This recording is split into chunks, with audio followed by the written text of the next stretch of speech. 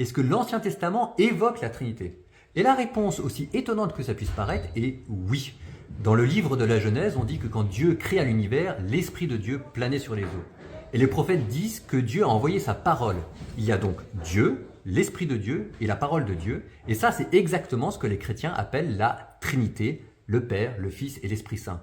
Donc pour répondre à la question, on peut dire qu'il y a bien une continuité entre la foi juive et la foi chrétienne, entre l'Ancien Testament et le Nouveau Testament. Si maintenant on voulait plutôt savoir quelle est la différence fondamentale entre le judaïsme et le christianisme, si on voulait simplifier, on dirait que là où les juifs attendent encore le Messie, les chrétiens ne l'attendent plus. Ce qu'on vient d'entendre, c'est une lecture chrétienne de la Torah. Les chrétiens imaginent que la Torah est fondamentalement incompréhensible et qu'elle ne peut être comprise qu'à la lumière du Nouveau Testament.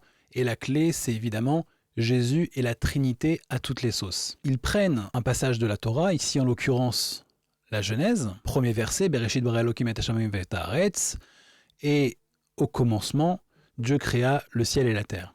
Bereshit, ils disent Reshit, c'est la parole de Dieu. Bereshit bara Elokim, Elokim donc Dieu le Père, et Ruach Elokim, l'Esprit divin, et donc ils en font la Trinité. Alors évidemment, nous on a une toute autre lecture, d'accord? Et on peut remonter à partir de là à la racine du problème.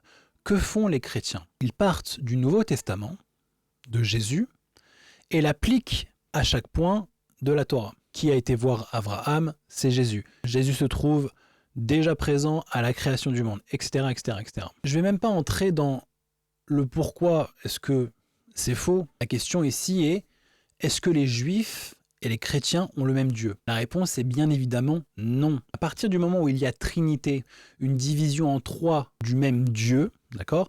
Alors qu'est-ce que c'est que la Trinité? La Trinité, c'est un qui est trois, mais les trois sont un. Et chaque partie n'est pas une, mais bien trois qui sont un tout. Je crois que personne ne comprend vraiment le concept. Je crois bien même que chez eux, ils ont des problématiques pour expliquer ça. Il y a des courants des premiers siècles, des courants chrétiens qui n'étaient pas du tout en phase avec le concept de Trinité, comme l'arianisme, qui rejetait une divinité absolue de Jésus, qui rejetait l'idée que Jésus était à parts égales Dieu. Ils expliquaient que Jésus était bien un être divin et qu'il était soumis à Dieu, et qu'il n'était pas égal à Dieu. Et par la suite, ça a été effacé, donc l'idée de Trinité s'est imposée. Très bien. À partir du moment où il y a une composante humaine, les chrétiens disent que Jésus est à 100% Dieu et à 100% humain. À partir du moment où il y a une divinisation d'un être humain, eh bien on peut certifier que nous n'avons pas le même Dieu. Et cette problématique, elle est à la source vraiment du schisme entre les Juifs et les chrétiens. Affirmer le contraire, ce serait une folie. Pour quelle raison est-ce que les Juifs rejettent Jésus? Et pour quelle raison est-ce qu'on voit dans le Nouveau Testament les fameux pharisiens si vils? Pour quelle raison est-ce qu'on les voit rejeter si ardemment Jésus et son ministère? Pourquoi? Pour quelle raison? Pour une raison toute simple, c'est la manière dont nous fonctionnons. On a un texte sacré qui s'appelle le Tanakh, la Torah, les Nevi'im et les Ktuvim. Et à la lumière de ces textes, nous analysons si ce qui nous est présenté est possible ou pas. Il est répété à longueur de temps dans la Torah, que Dieu est un. Dans le schéma Israël, qu'on connaît tous, schéma Israël, Adonai Eloheinu, Adonai Echad. Écoute Israël, Hachem est notre Dieu, Hachem est un. D'accord? C'est clair. De même, dans Ésaïe, au chapitre 43, verset 10, « Avant moi, il n'a point été formé de Dieu, et après moi, il n'y en aura point. C'est moi l'Éternel. Et en dehors de moi, il n'est point de sauveur. » C'est clair et net. D'accord? À part Dieu, il n'y a rien. Il y a un Dieu et un seul. Donc à partir de là, concrètement, on prend ce qui nous est présenté, à savoir les lettres de Paul, et on voit si ça colle. Alors première problématique, on se trouve avec un être humain qu'on présente comme Dieu. Première problématique. Bon. On a d'autres passages dans la Torah qui posent aussi problème. La Torah, c'est un circuit fermé.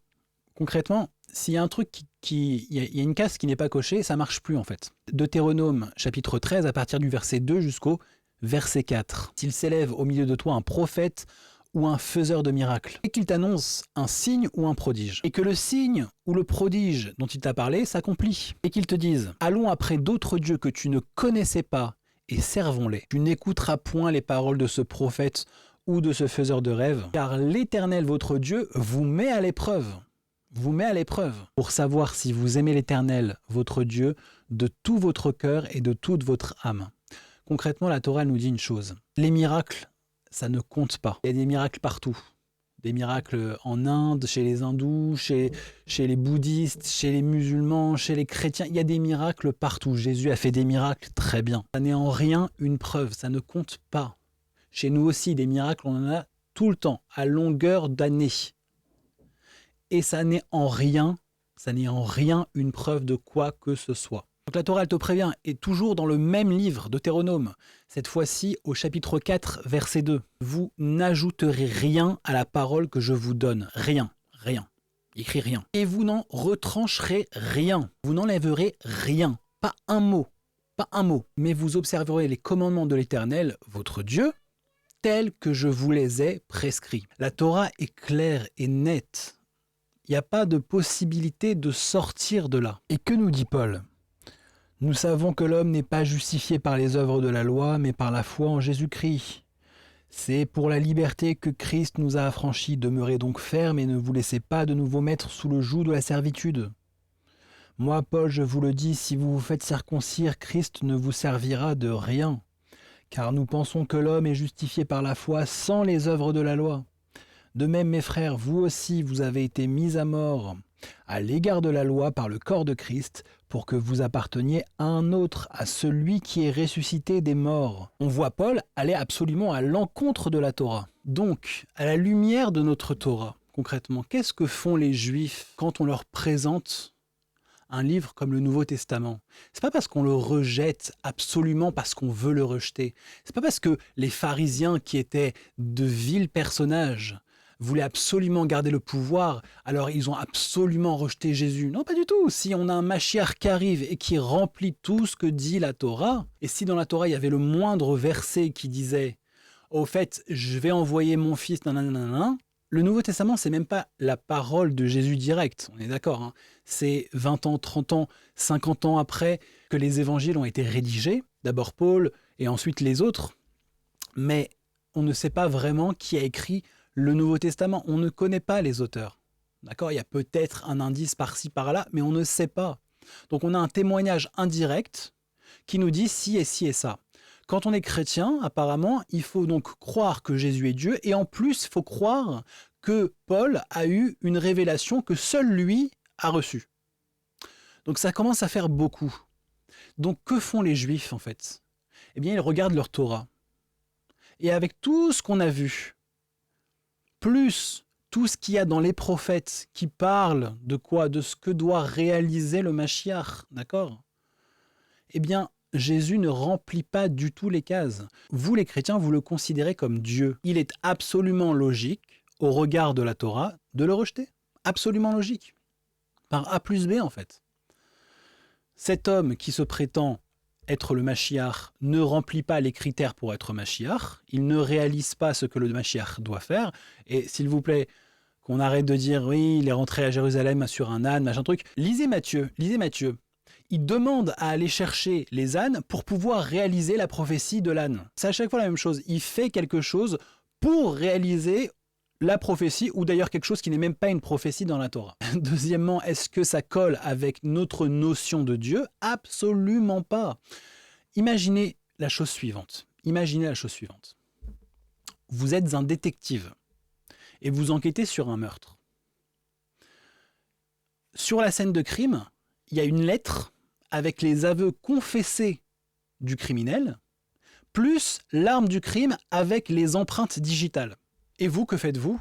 Eh bien, vous vous concentrez sur une miette de pain que vous trouvez dans le coin de la pièce, ou alors la chemise que la victime portait le jour du meurtre, parce que 6 jours avant, vous aviez vu une personne marcher dans la rue avec la même chemise ou la même couleur de chemise, et vous vous focalisez là-dessus. Quand vous avez toutes les preuves devant vous qui vous désignent ce que vous cherchez, eh bien, vous faites la même chose avec la Torah. vous avez toutes les preuves devant vous, tous les versets qui vous disent Dieu est un, Dieu est un, Dieu est un. Il n'y a pas d'autre Dieu que moi, avant moi il n'y arrivait rien, après moi il n'y aura rien. Tout est dit, vous cherchez des allusions qui pourraient éventuellement correspondre à une idée que vous avez, à savoir la Trinité, ou à savoir que Jésus est le Mashiach, plutôt que de vous appuyer sur des preuves textuelles concrètes. À chaque fois, c'est la même chose.